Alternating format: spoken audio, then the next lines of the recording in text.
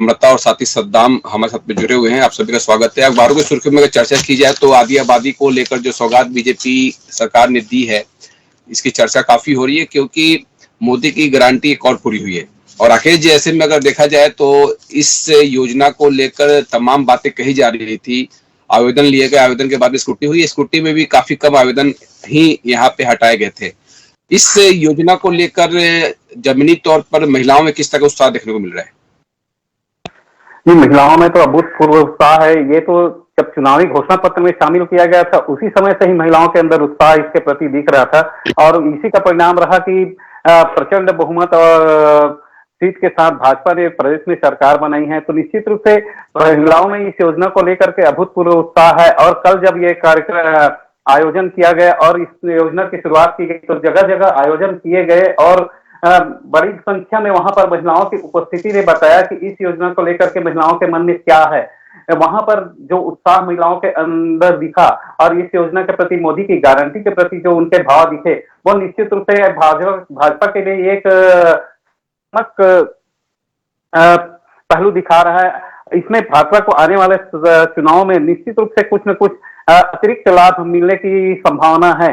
इससे क्या होगा कि जो 1,000 रुपए प्रति माह महिलाओं के खाते में जा रहे हैं, तो खास करके जो गरीब वर्ग की महिलाएं हैं जिनके घर में पति या किसी भी जो कमाने वाले हैं उनकी आय कम है, तो निश्चित रूप से इससे उनके हाथ में पैसा रहेगा तो वो अपने घर खर्च में निश्चित रूप से सहभागिता दे पाएंगी और इस तरह से एक महिला के सशक्तिकरण के लिए वो उठाया गया है। यह एक कदम कहा जा सकता है जिसमें गरीब महिलाएं, खास करके जो ग्रामीण क्षेत्र की महिलाएं हैं, उनके हाथों में पैसा रहेगा तो वो अपने घर खर्च चलाने में सक्षम रहेगी। जी चलिए नम्रता, आप खुद आधी आबादी को यहाँ पे एक तरह से रिप्रेजेंट ही कर रही है और छत्तीसगढ़ में इस योजना को काफी बेहतर तरीके से आप समझ भी पा रही है। आपने इसके लिए आवेदन किया था कि नहीं? नहीं सर, मैं नहीं करी थी। जी, चलिए, लेकिन कितना फर्क आएगा इससे, क्या लगता है महिलाओं के? कल ही ब्लॉक स्तरीय में जो कार्यक्रम हुआ है महतारी वंदन योजना में, उसमें जिस प्रकार से महिलाएं सम्मिलित हुए, काफी प्रभाव पड़ रहा है और भाजपा सरकार को काफी जोर शोर से महिलाएं जो है सपोर्ट कर रही है। सद्दाम भी जुड़े हुए हैं क्योंकि आज की तारीख में एक और योजना जिस पे काफी चर्चा हो रही है वो है नमो ड्रोन दीदी योजना। 3 करोड़ लखपति दीदी बनाएंगे और इसकी चर्चा कल प्रधानमंत्री नरेंद्र मोदी ने अपने वक्तव्य में भी कहा था और इस योजना के तहत आज प्रधानमंत्री बात भी करने वाले हैं। तो मुझे लगता है कि इसकी भी चर्चा काफी हो रही होगी पूरे देश में। सद्दाम, ये जो लगातार महिलाओं को लेकर जो योजनाएं बनाई जा रही है, इसको लेकर किस तरह की चर्चा आप अपने क्षेत्र में देख पा रहे हैं? जी, जिस तरीके से प्रधानमंत्री नरेंद्र मोदी की जो पहल है वो कहीं बिहार में भी देखने को मिल रही है, छत्तीसगढ़ ही नहीं पूरे देश में देखने को मिल रही है। जिस महिला सशक्तिकरण पर कहीं न कहीं बल दिया जा रहा है, यानी महिलाएं भी कम न रह जाए, महिलाएं भी आस पर चले और हर बुलंदियों को प्राप्त करे। तो कहीं न कहीं महिलाओं को बढ़ावा दिया जा रहा है, महिला सशक्तिकरण दिया जा रहा है और तो कहीं न कहीं लोगों के अंदर जो है कि बेहद उत्साह नजर आ रहा है। आज 11 बजे नरेंद्र मोदी के जरिए पीएम मोदी इस योजना के तहत में प्रशिक्षण के साथ ड्रोन उपलब्ध कराएंगे महिलाओं को और इस योजना की शुरुआत आज होने जा रही है। सरकार महिलाओं को प्रशिक्षण के साथ ड्रोन उपलब्ध कराएगी, इससे खेती की विकसित होगा। प्रधानमंत्री ने कहा है कि केंद्र सरकार की योजनाओं से अब तक प्रदेश भर में 1 करोड़ लखपति दीदी बन चुकी है। मतलब पूरे देश में अगर देखा जाए तो इस योजना की काफी तारीफ भी हो रही है। सद्दाम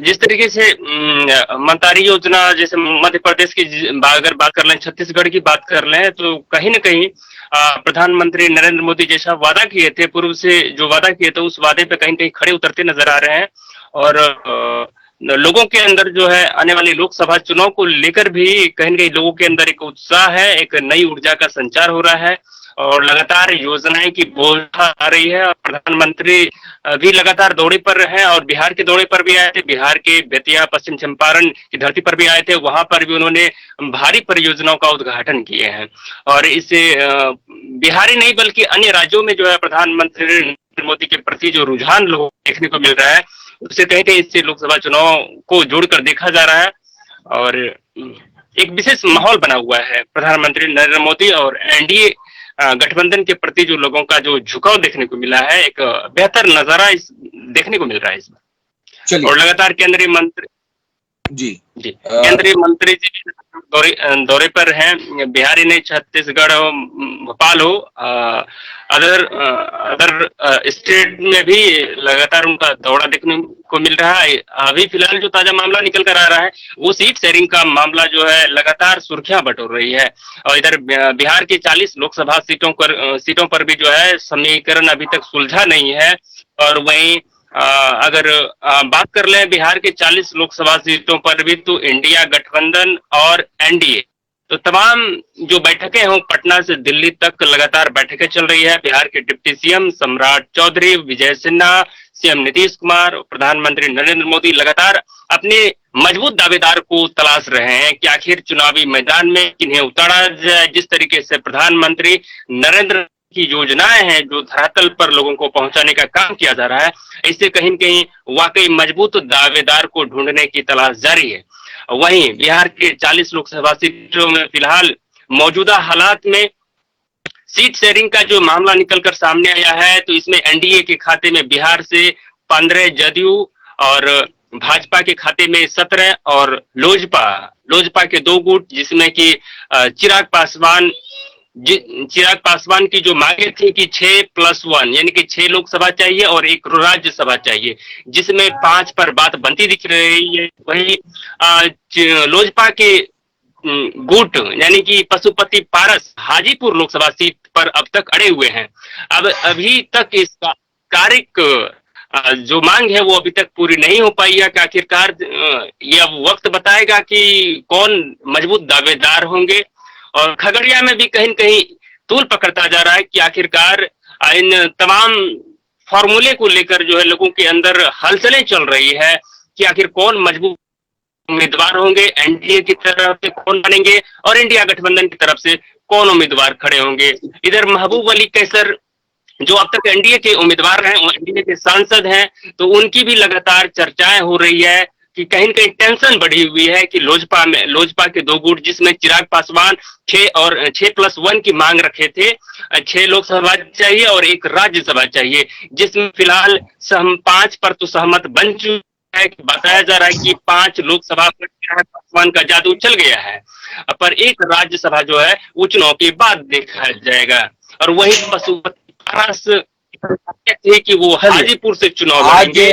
क्योंकि बीजेपी की केंद्रीय चुनाव समिति की बैठक है और इस बैठक में कई महत्वपूर्ण फैसले लिए जाएंगे। सीट के बंटवारे को लेकर आप जो बोल रहे हैं एनडीए को, उस पर सबकी नजर रहेगी। लेकिन साथ ही प्रधानमंत्री नरेंद्र मोदी की कई सारी सभाएं हो रही है, किसानों को लेकर भी बहुत सारी बातें कर रही है। किसानों को भी अंतर की राशि अभी सरकार यहाँ पर देगी। नम्रता, ये अंतर की राशि को लेकर का देख रहे हैं आप किसानों के बीच में रुझान? विधानसभा चुनाव जब हो रहे थे तभी काफी सारे जो वायदे किए गए थे उन्हें उसी समय उत्साह सभी किसानों में, महिलाओं में दिखने को मिल रहा था। और अभी जब लोकसभा चुनाव आने वाले हैं तो काफी सारे वादे पूरे भी होते नजर आ रहे हैं, तो उत्साह तो लगभग सभी किसान हर वर्ग में है। जी चलिए, अंतर की राशि राकेश जी, क्योंकि किसान छत्तीसगढ़ की राजनीति में काफी अहम उनकी भूमिका रही है। पिछली सरकार जो कांग्रेस की भी आई थी वो किसानों के मुद्दे पर ही आई थी और इस बार की सरकार भी किसानों के मुद्दों के साथ में महिलाओं के मुद्दों को लेकर ही आई है सत्ता में। किसान जो है वो छत्तीसगढ़ के दृष्टिकोण से देखें तो बहुत महत्वपूर्ण हो जाते हैं। ये किसी जाति वर्ग या धर्म से संबंधित नहीं है, ये एक पेशे से संबंधित है। जो कृषि क्षेत्र से जुड़े हुए लोग हैं, पहले यह देखा जाता था कि कृषक जो है वो उनको फसल की कीमत भी बहुत कम मिल पाती थी, इसलिए खेती से एक तरह से रुझान घटता जा रहा था, विशेषकर धान खेती से, क्योंकि इसमें खर्चा बहुत ज्यादा आता है और फसल का उत्पादन उतनी मात्रा में नहीं हो पाती है। लेकिन उसके साथ साथ फसल की कीमत भी बाजार में उनको नहीं मिलती थी।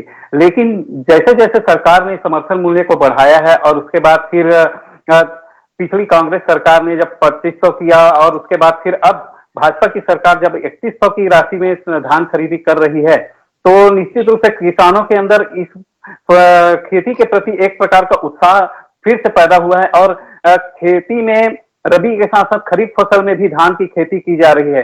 तो ये जो अंतर की राशि है ये अंतर की राशि चुनाव से पहले चूंकि घोषणा हो गई थी और चुनाव के दौरान ही खरीदी शुरू हो गई थी, तो जो पुराना रेट थे उस रेट पे खरीदी की गई थी। अब जो बाकी के जो अंतर की राशि है वो किसानों को दिया जाना है, क्योंकि भाजपा अपने घोषणा पत्र को धीरे धीरे पूरा करती जा रही है और घोषणा पत्र के वादे के अनुसार ये है कि 3100 किसानों को मिलेगा। और चुनाव के दौरान ही जब सरकार बन गई थी उसके बाद कहा गया था कि जो अंतर है, जिन किसानों ने अपने धान पुराने रेट पे बेचे हुए उनको अंतर की राशि दी जाएगी और इसके लिए पहल जा रहा है। अब जाकर के चूंकि लोग नजदीक है तो किसानों को भाजपा बिल्कुल किसी प्रकार से भी नाराज नहीं करना चाहेगी। तो ये अंतर की राशि जितनी जल्दी हो सके उतनी जल्दी ही वो देने की कोशिश करेंगे ताकि एक बार फिर से उनके पाले में आए और उनके लिए वोट करें।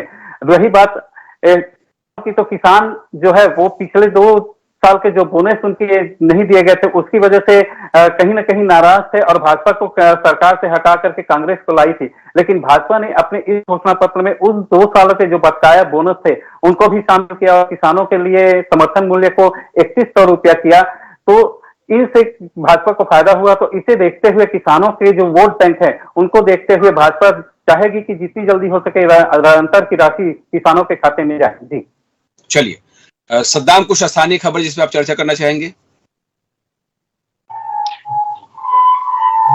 जिस तरीके जो ताजा मामला है वो बिहार की सबसे बड़ी टॉप हेडलाइन है, तो वो बिहार की राजनीति पर, और बिहार की राजनीति खास करके सीट शेयरिंग पर अटका हुआ है। बिहार लोकसभा की टिकी है और वहीं प्रशासनिक स्तर से भी लगातार तैयारियां देखने को मिल रही है। बिहार के अपर मुख्य निर्वाचन पदाधिकारी आलोक घोष भी सभी जिलों के डीएम लगातार वार्ता कर रहे हैं। वहीं 40 लोकसभा सीटों पर फिलहाल जो बातें बनती नजर आ रही है तो उसमें बीजेपी के खाते में 10 सीट है और जदयू के खाते में 15 सीट है। तो वहीं लोजपा रामविलास के खाते में 5 सीट पर बात बनती नजर आ रही है। वहीं पशुपति पारस को 1 सीट की बातें बनी है। वहीं आरएलएसपी के खाते में 1 सीट पर बात यानी सहमति बनती नजर आ रही है। और जिसको लेकर जो है हाजीपुर सीट को लेकर कहीं न कहीं खींचतान होने के संकेत दिख रही है। तो कहीं न कहीं आगे पशुपति पारस हाजीपुर सीट को लेकर भी अपनी मांग बढ़ा रहे हैं। वहीं पशुपति पारस के सांसद एनडीए गठबंधन में है, खगड़िया से सांसद महबूब अली कैसर जो एक मजबूत दावेदार माने जाते हैं। वहीं अगर खगड़िया लोकसभा की बात कर लें तो खगड़िया लोकसभा में भी कई प्रत्याशी अपनी किस्मत आजमाने में लगे हैं। वहीं मनोहर जाति हैं, वहीं परबत्ता से विधायक डॉक्टर संजीव भी किस्मत आजमाने में लगे हैं।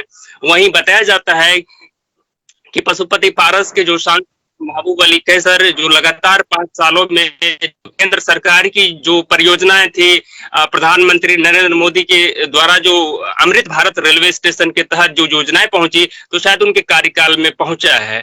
तो फिलहाल जो सीट शेयरिंग का मामला है वो अभी स्पष्ट नहीं हो है, सबकी निगाह टिकी है। आखिर कौन इंडिया गठबंधन से आएंगे? लगातार प्रधानमंत्री का भी दौरा देखने को मिला है, बेतिया में जनसभा को संबोधित भी किए थे और केंद्रीय गृह मंत्री भी लगातार दौरे पर हैं। चलिए, तो ये तमाम बातें जो सद्दाम बता रहे थे इसके पहले भी उन्होंने चर्चा की थी। लेकिन एक महत्वपूर्ण खबर पे मैं आना चाहूंगा, जो छत्तीसगढ़ में बाल विवाह मुक्त छत्तीसगढ़ अभियान की शुरुआत हुई है।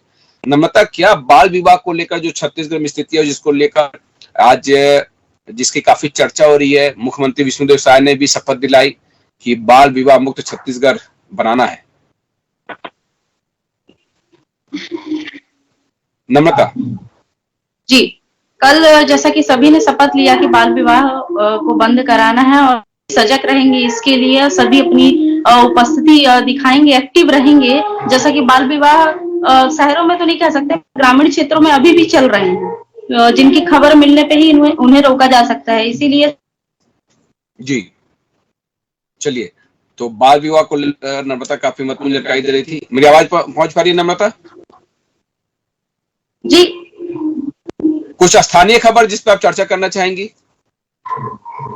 उत्साह तो कल जो महतारी वंदन योजना का है वो स्थानीय खबर थी। और आज जो नमो ऐप के माध्यम से प्रधानमंत्री चर्चा जो बोले हैं नमो ऐप के लिए, वो ही। जी, तो चलिए राकेश जी, इस बीच में पूरे प्रदेश भर में कुछ ऐसी बातें आई कि जो राशि भेजी गई है महिलाओं के खाते में, अंतर की राशि भी जो है वो कई महिलाओं के खाते में नहीं पहुंच पाई है। तो अखबारों ने ये आज हेडलाइन दी है कि 12 घंटे के भीतर राशि पहुंचने का दावा है। महतारी वंदन की रविवार को शुरुआत होने के बाद प्रदेश के अलग अलग जिलों में कई महिलाओं के खाते में राशि नहीं पहुंचने की जानकारी सामने आई है। तो ये क्या है कि डीबीटी के माध्यम से भेजा जाता है और इतने बड़ी संख्या में जब राशि भेजी जाती है तो उसमें समय लगता है, इसलिए सोशल मीडिया इस पर काफी कुछ चर्चा होती नजर आई।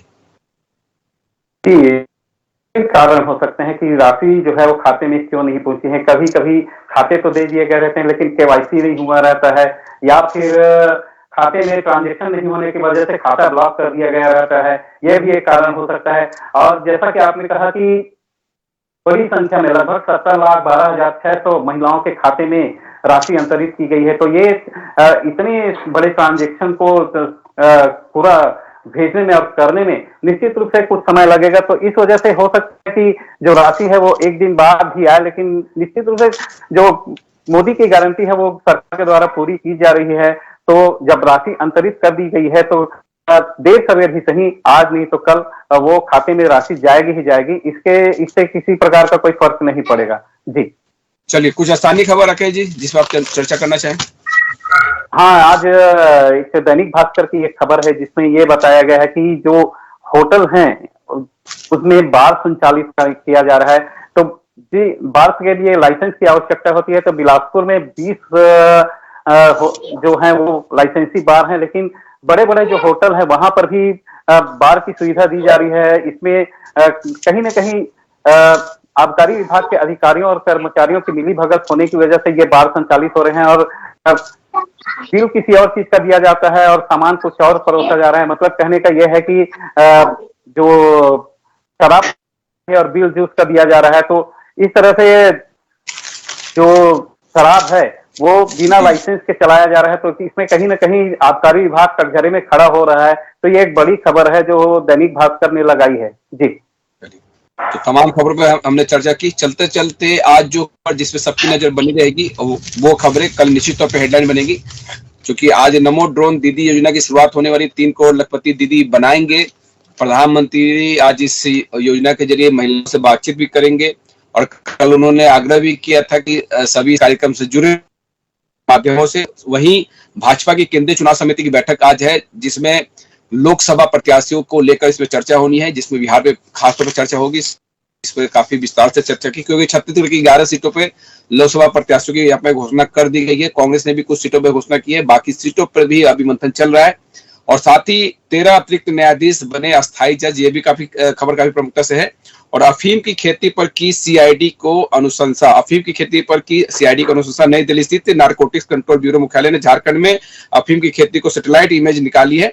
ये खबर भी काफी प्रमुखता से आज अखबार में बनी हुई है। तो अखबारों की सुर्खियों में तमाम खबरों पर चर्चा करने के लिए राकेश जी आपका, नरोता आपका, साथ ही सद्दाम आपका मैं बहुत बहुत धन्यवाद करना चाहूंगा। साधना न्यूज में खबरों का सिलसिला स्टूडियो।